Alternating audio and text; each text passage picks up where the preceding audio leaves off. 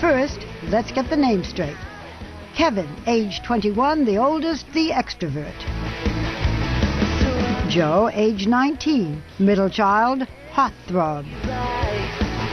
Nick, 16, the baby, musical prodigy. Together they are the Jonas Brothers, real brothers, the three biggest names to capture the hearts of adolescent girls this century.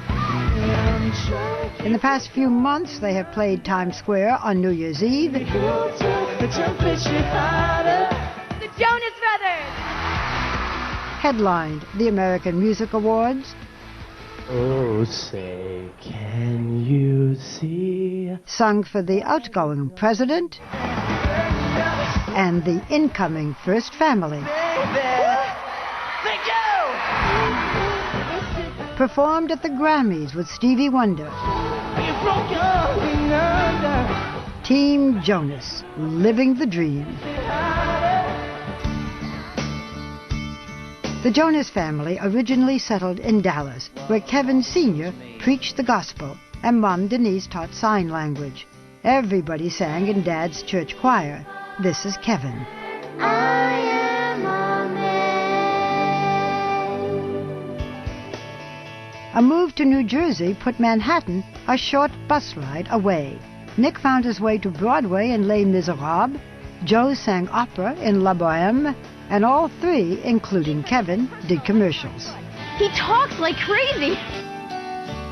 They picked up instruments, started playing together. But the drive, and some would say the raw talent, rested in baby Nick's soul. He was the first signed to a record deal. He was also the first to see his record flop. Then a producer at Columbia heard the boys perform together and signed them to a deal. This time they got to experience failure together. With no money coming in, they found an audience on the internet and got the attention of Disney's Hollywood Records. It's Hannah Montana. Which led to their big break, appearing on Hannah Montana, and then going on tour with its star, Miley Cyrus.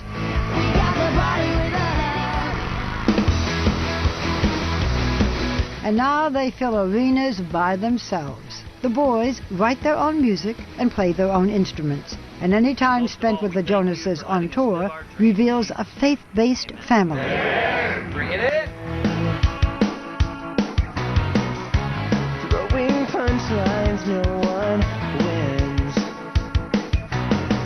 Although the boys have been linked with Miley Cyrus, Taylor Swift, and others, they wear purity rings that signal no sex until marriage.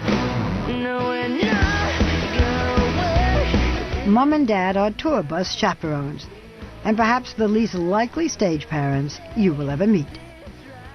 How do you balance your very strong faith with the life of rock stars? You have to really draw on that faith on a daily basis to know that our strength and every gift that we all have, that the boys have, comes from the Lord. Every room I walk in, the crew tell me, thank you for raising good boys. The family is living back in Dallas now. The brothers have been busy, recording a new album and shooting a new TV series called Jonas for the Disney Channel, set to debut in May. By the way, there is another Jonas brother. Frankie, the bonus Jonas they call him, was born in 2000. He already has his own band, no kidding. Here we go. We went to a local theater to see evidence that they are about to become movie stars. They don't know we're coming, so. Hi, guys.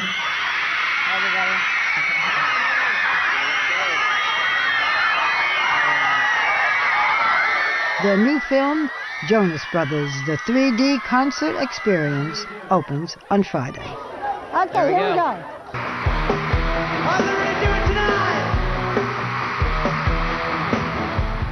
Let us start with Kevin. You describe Joe. Joe, you describe Nick. Nick, you describe Kevin. Kevin? Okay, so I'm describing Joe. He's, a great front man of the band. It really, each one of us, I think, has our role, but I think for Joe, he really stands stands out and has that Mick Jagger-esque feel to him. Huh. Well, listen, Mick Jagger, you know, okay. You describe Nick.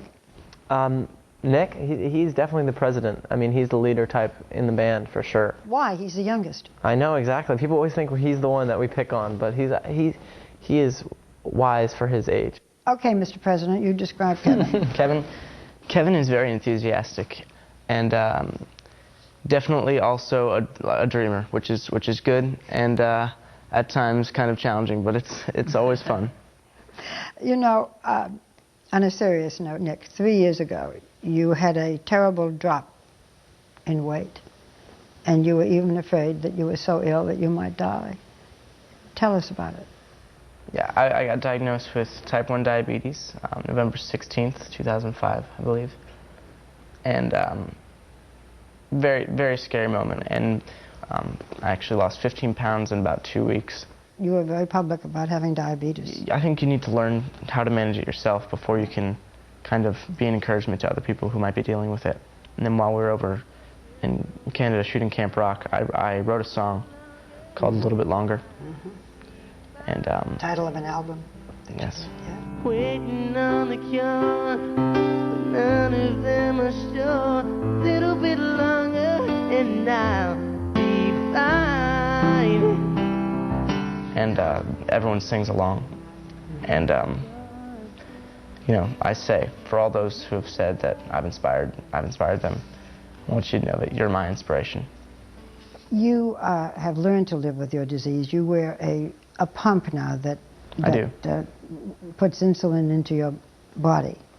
And is it, you have to prick your finger every day to know your insulin level? Do you still have to do that? I check my blood sugar about 10 to 12 times every day.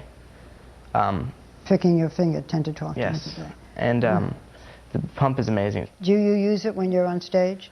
All the time. It's on me 24/7, and I change it. Change the position every 3 days.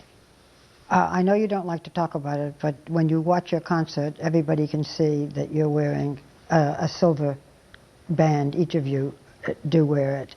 It signifies your values. Can you tell us what symbolically wearing the so-called purity ring means? Yeah, for us it means that we'll treat ladies with respect, and I think just to be gentlemen and to do our best to make our mom proud. You know, when you see these young girls, and some of them aren't that young, I don't know, how do you resist temptation? I mean, there they all are for each of you. And each of them has a favorite. Isn't it hard? Of course. It's hard doing that, for sure. I think what we do is we do have that such a family base, you know. We end up going back on the tour bus or the plane with Mom every night. Okay, so now I have to ask the dreaded questions. Bear with me. Uh-oh. Okay, so Nick, for almost 2 years you were linked with Miley Cyrus, and of course you were, you know, part of her show. You were both very young. You were 14. Was it a real romance? I don't know what you call a real romance at 14, but you know, she's a friend now, and that's what's important. She said we were in love with each other. For 2 years, he was basically my 24/7. I think that it really just comes down to a good friendship, and whatever that has in the future. Okay, so Joe, I'm moving on. Oh, great. Okay, anyone in your life? Um, We heard country star Taylor Swift. we're friends. Am I going to find anything out here? Probably not. Probably not. I'll try once more. Okay, once more. Kevin, anyone? Just friends. Just friends. I'm so penetrating, right? It's all good. Do you think that one of you might turn out to be like Justin Timberlake and break away from the group, Joe? You know, we always talk about solo projects, and I think for us, it would never be a solo project, it'd be a side project. There's no way we can just break up because, I mean, I live in the same house as them, so it's going to be pretty difficult. You know, you have very young fans, and you yourselves are very young. The fans are going to grow up.